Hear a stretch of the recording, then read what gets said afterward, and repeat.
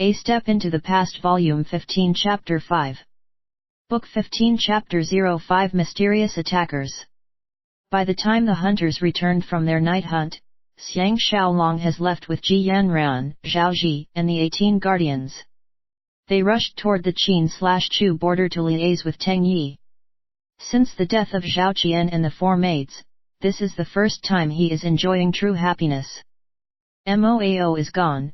Xiao Pan has the full support of the Qin military and even impressed the people of Qin in a successful battle. Because of Lao Ai, Zhu Ji will be less supportive of Liu Buwei. With these turn of events, he should finally enjoy some days of peace. However, there is still a scar left in his mind. When he left with Zhao Qian and the other ladies on the last mission, he did not anticipate any danger to befall him.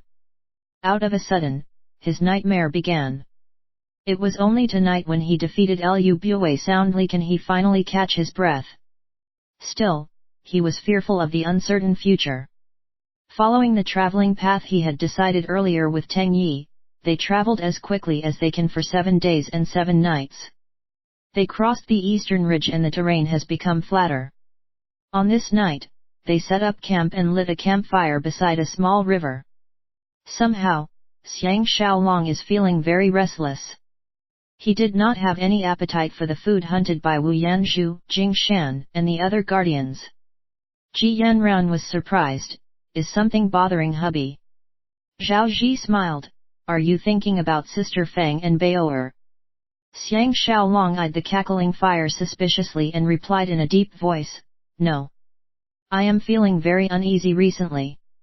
In fact, this feeling came about when we left Xianyang City.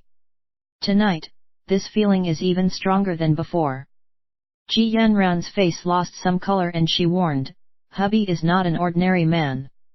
If you have this feeling, then something must be amiss.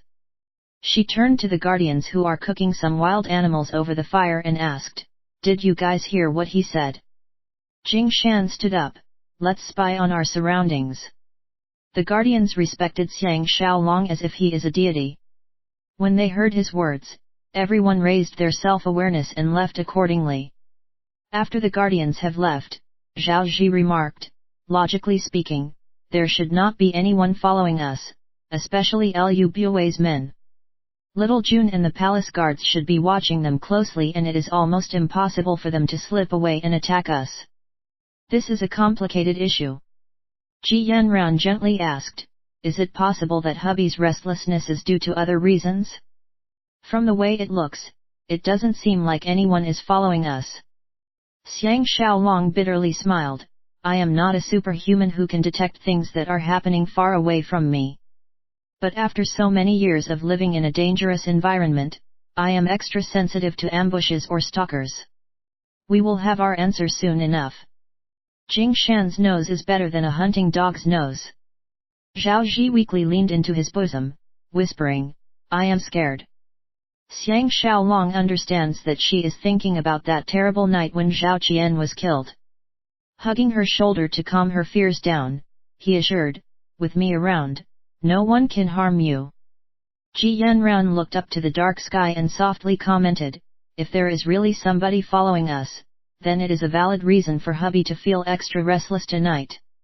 After all, this area is generally flat and Ah! A tragic cry shattered the tranquility of the wilderness, proving that Xiang Xiaolong's worries are not unfounded. Zhao Ji's countenance changed, Isn't that Wu Da's voice? Wu Da is one of the guardians. He is known for his nimble limbs and his quick-wittedness. If he was ambushed just like this, either the enemy is very highly skilled or the trap is very well laid. Xiang Xiaolong and the 2 ladies jumped up on their feet. They proceeded to arm themselves and disengaged the horses from one another. They dared not put out the fire or they will lose touch with the rest of the guardians. The burning fire serves to remind them about the impending danger because they are now the targets of some mysterious attackers. Until now, they have no information about the enemies. Suddenly, the guardians returned in a state of panic and their faces are filled with grief. Wu Yanzhu is carrying Wu Da on his back. Wu Da was heavily injured with one arrow through his back and another arrow through the side of his body. He was breathing laboriously and his clothes are soaked with blood. An emotional Zhao Ji began to cry after seeing the usually energetic Wu De so badly injured. Wu Shu is about to put out the fire when Xiang Xiaolong stopped him. He instructed, Yan Ran, please stop the bleeding first. Break the arrow but do not touch the arrowhead. Before he finished speaking, Yan Ran is already trying her best to save Wu De. Wu Yanzhu and the other guardians are close to Wu De and their relationships are like real brothers. Their eyes turned red and they spat at the fire which betrayed their location. Xiang Xiaolong knew that this is a matter of life and death. He cannot afford to be careless. He calmly asked, who are they and how did they attack you? Everyone's attention focused on Wu Yanzhu. Apparently, he and Wu De are a team and they ran into the enemies together while the others did not run into any enemies. Wu Yanzhu took a deep breath and suppressed his grief, explaining, Wu De and I headed to the east. Just when we wanted to climb a cliff and look down from there, the arrows were fired at us. Xiang Xiaolong was alarmed. The road to the east is the direction to Chu. In this case, the mysterious attackers may have surrounded them completely. But it is pitch black now. He is certain that the enemy will not dare to attack them before the sun comes up tomorrow. When the sun comes up tomorrow, they will all be killed. Zhao Ji suddenly cried out even harder. Everyone was shaken and looked down at Wu De. True enough, Wu De has stopped breathing. Xiang Xiaolong had a brainwave and prevented the guardians from hugging Wu Da's corpse in grief. He hollered, let me do something first. He thought hard about emergency resuscitation in the 21st century. Wu De has always been strong and fit. Moreover, the arrow did not penetrate any of his organs. He has stopped breathing because he has lost too much blood and the heart has temporarily stopped pumping. It may be still possible to resuscitate him. First, he laid Wu De on a piece of flat ground and strongly pressed down on the area where his heart is. After several pushes, Wu Da's body shook once and he resumed breathing and his heart resumed pumping. In the end, Xiang Xiaolong did not have to perform mouth-to-mouth resuscitation. Ji Yanran and everybody else were completely blown away. Exchanging glances at one another, no one can believe what they just witnessed. They even forgot to cheer at Wu Da's recovery. Xiang Xiaolong took out a dagger and warned Wu De, you mustn't fall asleep. If you do, you'll be dead. Hardening his heart, he dug the arrowheads out with his dagger. Ji Yanran quickly applied some medicine to stop the bleeding. Xiang Xiaolong stood up and instructed his men to cut a few young trees to construct a stretcher. The guardians saw that he can even bring a dead man back to life and can feel their confidence soaring. They viewed Xiang Xiaolong like an immortal from heaven and their fighting spirit increased dramatically. After Ji Yanran and Zhao Ji bandaged Wu Da's wounds, they came to Xiang Xiaolong's side. Zhao Ji was full of admiration, hubby is full of miracles. You can even bring a dead man back to life. Ji Yanran smiled, I have seen so many of his outrageous methods that this is nothing new. Her eyes scanning the pitch-black surroundings, she whispered, we have neglected somebody. Can hubby guess who it is? Xiang Xiaolong was pondering how to escape this impending attack. Hearing her words, he guessed, do by. Zhao Ji exclaimed, ah. Ji Yanran deduced, it must be him. Lord Jialing's men and horses can reach such a short distance away from Xianyang city without any detection. It must be Du Bai supporting him. Xiang Xiaolong was hit by realization, now I understand. All along, he is watching from the sidelines. If Lord Jialing is successful, he will try to reap some side benefits. Now, he thought that we are really out to look for rebels working with Lord Jialing. He took this opportunity to trail us and tried to find a chance to kill us. Ji Yanran softly sighed, since we never considered about this possibility, we have been too careless and ended up in the present situation. But I am certain that there are not too many men on our trail but they are all expert fighters.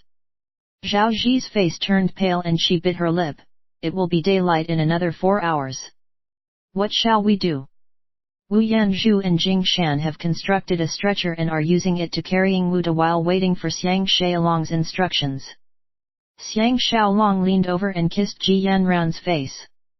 He gladly commented, "Yanran's words have saved all of us." He faced everyone and announced, "When the enemy tried to kill Wu Da with arrows, it is because they lacked manpower and cannot surround the forest to ambush us. They wanted to scare us into staying here." Everyone's spirits lifted after hearing his words but were perplexed at the same time. It is pitch dark everywhere. It is impossible for the enemy to attack them, but it is equally impossible for them to escape because no one can see what is ahead of them. Xiang Xiaolong stated in a deep voice, "If the enemy wishes to ambush us with limited soldiers, they will be based in high positions. We will slip away by walking in the river. Firstly, we will not lose our way, and secondly, the high mud banks on both sides of the river can protect us from the enemy's arrows." He then smiled, "Without any lights, what can they hit by shooting blindly into the darkness?" With their horses, everyone walked down the river slowly. The river water is about waist deep. In this kind of rigorous conditions, it has shown that their years of strict training have not gone to waste. To prevent others from learning about the Wu family elite army, 80% of their training is conducted during the night. Walking through the water in the dark is nothing to them.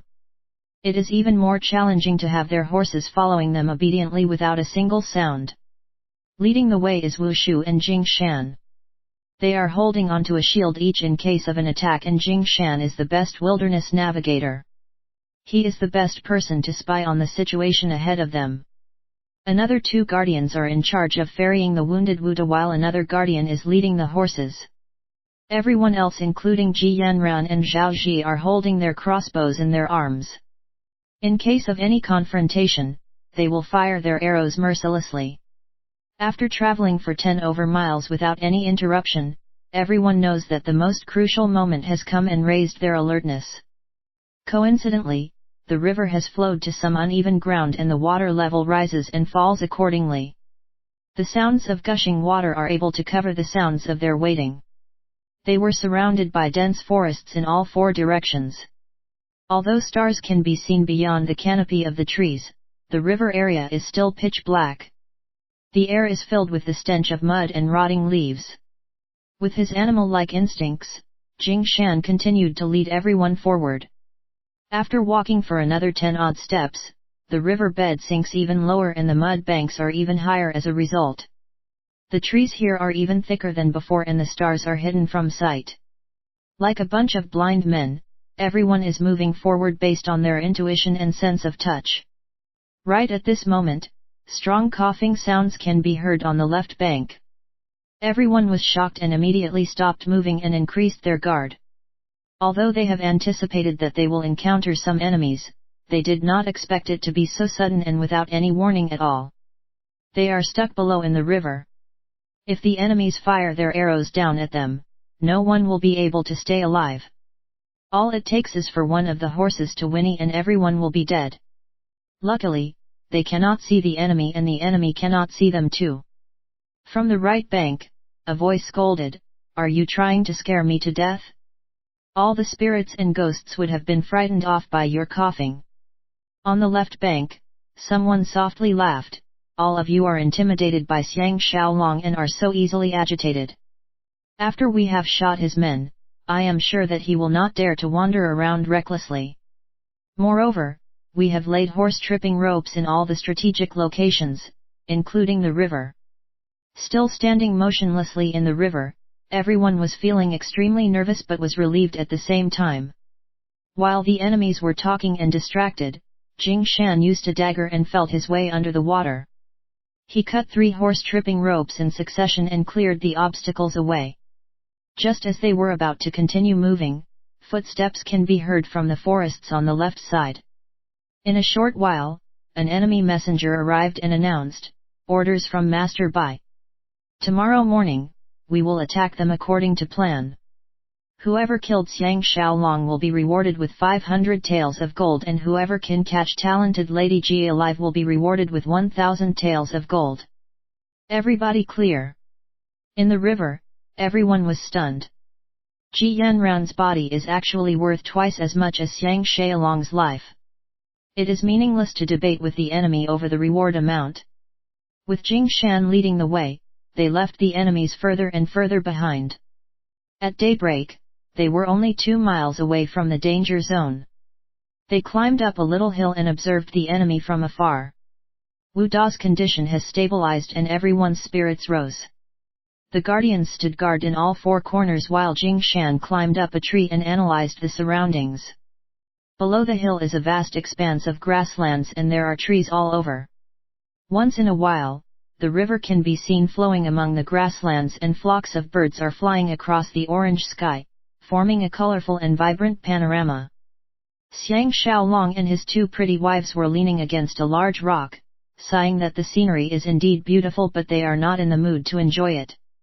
Ji Yanran whispered to Xiang Xiaolong, "Last night, the enemies mentioned that their leader is surnamed Bai. Among Du Bai's family warriors, there is a man named Bai Fei. He is well known in Qin for his tracking and ambushing skills. Originally, he was a horse thief in the Northlands but offended the king of the Xiongnu so he escaped south and started working for Du Bai.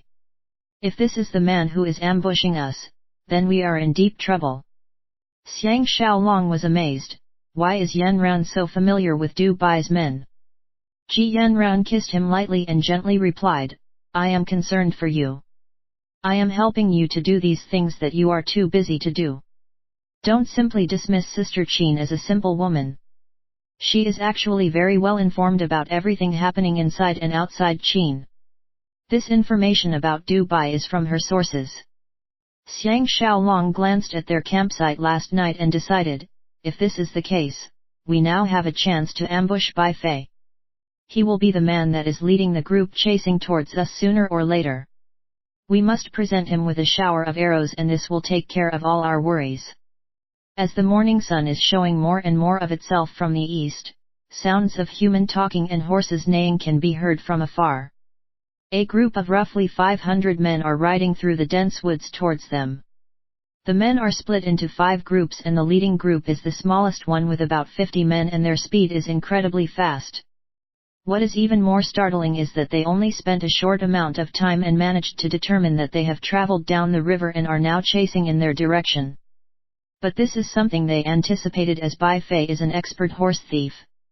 Ji Yanran is using a special bow that needs to be supported with her leg. The shooting range is 1,000 feet but as they are shooting down from a higher ground, the range is even further. Since Bai Fei will lead the chase and be the first rider, they will know who exactly to shoot. As the enemies approached them, everyone's heart is thumping wildly and they are having difficulty breathing. If they cannot kill Bai Fei who is the tracking expert, coupled with their superior numbers and highly skilled fighters, it will be extremely precarious situation for them. Additionally, they have the burden of Wu Da who is injured. Over the 2-mile chase, Bai Fei only stopped 3 times briefly before they entered their firing range. Because of the thick vegetation, they did not have the chance to get a clear firing target. Bai Fei is indeed an extraordinary man. He weaved in and out of the forests, making it hard for anyone to shoot him. Bai Fei the professional horse thief cum assassin must have some true abilities to be able to survive until today. Right now, Bai Fei happened to stop in a forest clearing. Without hesitation, Ji Yanran fired her arrow. The moment the bow sounded, Bai Fei evaded to one side and the arrow brushed past the horse and hit the grass below. The shooting mechanisms rang out continuously. Wu Yanzhu and his fellow guardians sent their arrows flying non-stop at Bai Fei. Bai Fei's horse may have been struck down but the man himself has disappeared among the trees. Bai Fei must have a keen sense of sight, smell, and hearing. The enemies are thrown into disarray. They quickly dismounted from their horses and hid among the trees and bushes. Xiang Xiaolong secretly sighed. He will now have to play a challenging cat and mouse game with them in this wilderness. If he let his guard down, this will be his final resting place.